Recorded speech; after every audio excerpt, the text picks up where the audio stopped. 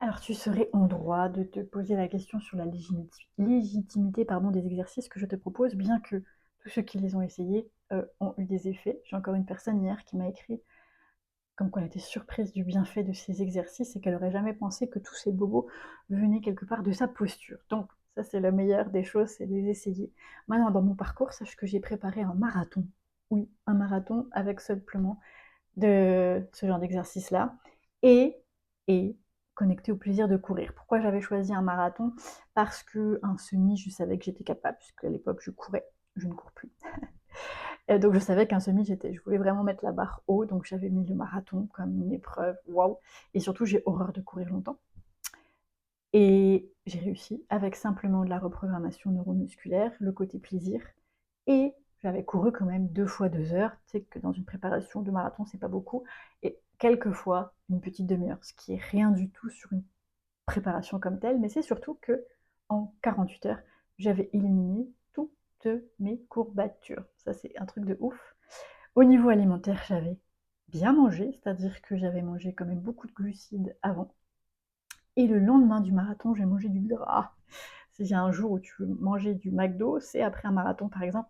Je rigole, mais quand ton corps a consommé de l'énergie, il a besoin de gras. Pourquoi je te parle de ça? Parce que le mode survie, le corps consomme de l'énergie. On a donc besoin de gras. Alors ici, on n'est pas là pour faire des polémiques sur les régimes alimentaires, parce que j'aime pas ça. Mais sache que pour la physiologie de ton corps, quand tu vis en mode survie, c'est-à-dire quand ton système nerveux travaille tout le temps, il a besoin de gras, contrairement à ce que l'on pense.